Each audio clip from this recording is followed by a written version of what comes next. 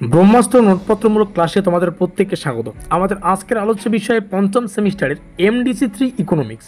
আর এই মুহূর্তে আমাদের সামনে এই MDC3 ইকোনমিক্সের প্রথম অধ্যায়ের PDF ফাইলটাকে রাখা আছে।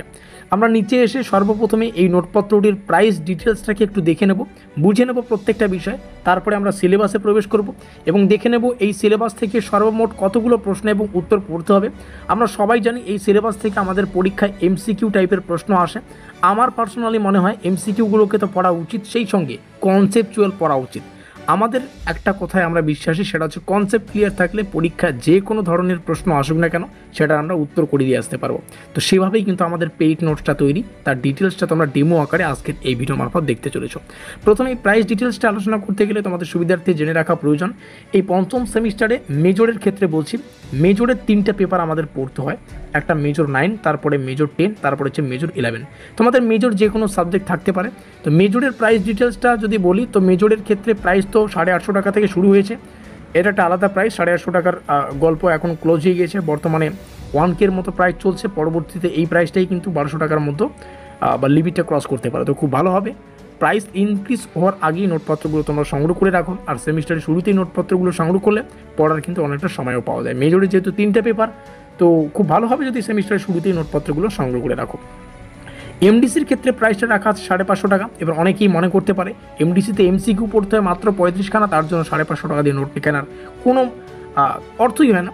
তো আমি তাদের উদ্দেশ্যে কোনো কিছুই বলতে চাই না। আমাদের ভাবনা চিন্তা আলাদা, কারণ MDC এমন একটা সাবজেক্ট, এখানে কিন্তু ফেল করলে রিভিউ করা যায় না। পরীক্ষায় প্রশ্ন আসে MCQ টাইপের মাত্র 35টি, কিন্তু একটা বড় সিলেবাস। আর এই বড় সিলেবাস থেকে 35টি প্রশ্ন কোন জায়গা থেকে আসবে সেটাও বোঝা কিন্তু চারটেখানি কথা না।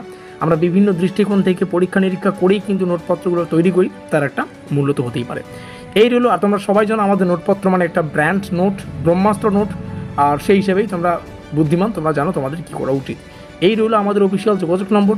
এবং তোমরা এটা জানা সত্ত্বেও যদি নোটপত্রগুলো সংগ্রহ না করো, যে আমাদের নোটপত্র থেকে 100% পরীক্ষা কমন আসে, তাও যদি নোটপত্র সংগ্রহ না করো, সেটা তাহলে আমাদের কিছু করার নেই। আমরা প্রথমেই সিলেবাসে প্রবেশ করে নিচ্ছি, তারপরে প্রত্যেকটা বিষয়কে দেখে নিচ্ছি। তো আমাদের সিলেবাসের প্রত্যেকটা অধ্যায় রয়েছে। প্রথমে দেখে নিচ্ছি কতগুলো ইউনিট আছে। ইউনিট 1, তারপরে নিচে আসবে ইউনিট 2, ইউনিট 3, ইউনিট 4, সম্ভবত আর একটা ইউনিট আছে। নিচে এসে আমরা দেখতে পাচ্ছি টোটাল 5টা ইউনিট রয়েছে। দেখো, প্রথম কথা, তোমরা সবাই এর আগেও নোটপত্রগুলো নিয়েছো, তোমরা জানো আমাদের এখানে যতগুলো অধ্যায় থাকে ততগুলো PDF তোমাদের দিয়ে দেওয়া হয়। তার মানে কি, 5টা সিলেবাসের অধ্যায় রয়েছে, তোমাদের স্পেশাল 5টা কিন্তু PDF দেওয়া হবে। প্রত্যেকটা অধ্যায়ের জন্য আলাদা আলাদা PDF। এবার একটু কাউন্ট করা যাক যে কতগুলো প্রশ্ন তোমাদের পড়তে হচ্ছে। এর থেকে কম প্রশ্ন যারা পড়বে, তাদের যদি ভাগ্য ভালো থাকে, কনসেপচুয়াল যদি শেষ বলে সে ছক্কা মারতে চায়, যদি তীর লেগে গেল তাহলে পাস করতে পারবে। না হলে এর থেকে কম প্রশ্ন পড়ে এই সিলেবাসে পাস করা কিন্তু কঠিন হয়ে দাঁড়াবে। আর একটা সিলেবাসে ফেল করলে সেই সাবজেক্টের পরবর্তীতে কিন্তু পরীক্ষা দিতে একটা আলাদা প্রেশার ক্রিয়েট হয়। এখান থেকে একটা বিষয় বুঝো, এই এত বড় একটা সিলেবাস, এই সিলেবাসের আমাদের পেইড নোটসে আমরা এই সিলেবাসটাকে ছোট ছোট 4টা সেটে ভাগ করে উত্তরটাকে আলোচনা করেছি। প্রথম কথা, সেই 4টা সিলেবাস, 4টা ছোটো ছোটো সেট পাচ্ছ, প্রত্যেকটা সেট আমাদের নোটপত্রে আছে, ঠিক আছে। আর প্রত্যেকটা সেটের ছোট ছোট কনসেপ্টগুলিকে আমরা এখানে কভার করেছি। কোন টপিক থেকে কোন ধরনের প্রশ্ন পরীক্ষার জন্য গুরুত্বপূর্ণ, সেগুলোকে বিভিন্ন পরীক্ষা নিরীক্ষা করে আমাদের নোটপত্রে প্রশ্ন এবং উত্তরগুলোকে রাখা হয়। এবার এত বড় একটা সিলেবাসের অধ্যায়, এই এত বড় একটা অধ্যায়কে মনে রাখার জন্য একটা সুন্দর সিক্রেট টিপস রাখা আছে আমাদের এই নোটপত্রেই। প্রত্যেকটা বিষয় তোমরা জানতে পারবে। তাহলে এই প্রথম অধ্যায় থেকে টোটাল 80টার মতো প্রশ্ন এবং উত্তর তোমাদের পড়তে হচ্ছে। টোটাল 4টা সেট, প্রত্যেকটা সেট মিলে, ঠিক আছে, মানে 4টা সেট, 4 × 20, টোটাল 80টার মতো প্রশ্ন। একটা সেট থেকে 20টার মতো প্রশ্ন এবং উত্তর। এবং এই সম্পূর্ণ এই 80টি প্রশ্নকে মনে রাখার জন্য একটা সুন্দর ছোট নোট রয়েছে, যাতে করে পরীক্ষার আগের দিন তোমরা এক ঝলক দেখলেই সেই বিষয়গুলোকে রিভিশন করতে পারো। এবার নিচে আসবো, নিচে পরবর্তী অধ্যায়টা দেখে নাও। দ্বিতীয় অধ্যায় দেখতেই পাচ্ছ, একটা ছোট অধ্যায়, কিন্তু এটা ছোট দেখে কেউ মনে করবে না। এখানেও কিন্তু 4টা বড় বড় সেট রাখা আছে। 4টা সেট, 80টার মতো প্রশ্ন এবং উত্তর, এবং short note special teacher for Bapi বিশ্বাসের দ্বারা এটা তৈরি করা হয়। এবং রিভিশন করার জন্য এটা কিন্তু ইফেক্টিভ জিনিস। তৃতীয় ইউনিট সেম, এখান থেকেও 4টা সেট, 80টা প্রশ্ন এবং উত্তর। চতুর্থ ইউনিট, এখান থেকে 3টা সেট, 60টার মতো প্রশ্ন এবং উত্তর। পঞ্চম অধ্যায়, এখান থেকে তোমাদের 3টা সেট, 60টার মতো প্রশ্ন এবং উত্তর, সেই সঙ্গে সংক্ষিপ্ত রিভিশন নোট। চলো 2-একটা প্রশ্ন ডেমো আকারে দেখে নিই। প্রথম প্রশ্ন, অর্থনৈতিক উন্নয়ন বলতে কী বোঝায়? মানুষের জীবনমান উন্নয়ন। নিচে আসবো, পরের যে প্রশ্নটা দেখতে পাচ্ছি, নিম্নলিখিত কোনটি কেবলমাত্র পরিমাণগত বৃদ্ধির উপর জোর দেয়? অর্থনৈতিক উন্নয়ন সম্ভবত। আমরা উত্তরটা মিলিয়ে নিচ্ছি। এখানে হবে অর্থনৈতিক বৃদ্ধি। আমি জাস্ট পয়েন্টগুলোকে ফলো করিনি, জাস্ট তোমাদের সামনে শেয়ার করছি। এবার এখানে দেখতেই পাচ্ছ অর্থনৈতিক উন্নয়ন হলো কি? অর্থনৈতিক উন্নয়ন পরিমাণগত ধারণা, সেই সঙ্গে গুণগত ধারণা। এইভাবে কিন্তু প্রত্যেকটা, যেমনটা বললাম, প্রথম অধ্যায় থেকে 4টা ছোটো ছোটো সেট, প্রত্যেকটা সেট থেকে 20টার মতো প্রশ্ন এবং উত্তর, টোটাল 80টার মতো প্রশ্ন এবং উত্তর, সেই সঙ্গে একটা শর্ট নোট রয়েছে যেটা রিভিশনের জন্য ইফেক্টিভ পরীক্ষার আগের দিন। চলো আমরা ডাইরেক্টলি নিচে এসেই শর্ট নোটটাকে একটু ডিটেলসে আলোচনা করি।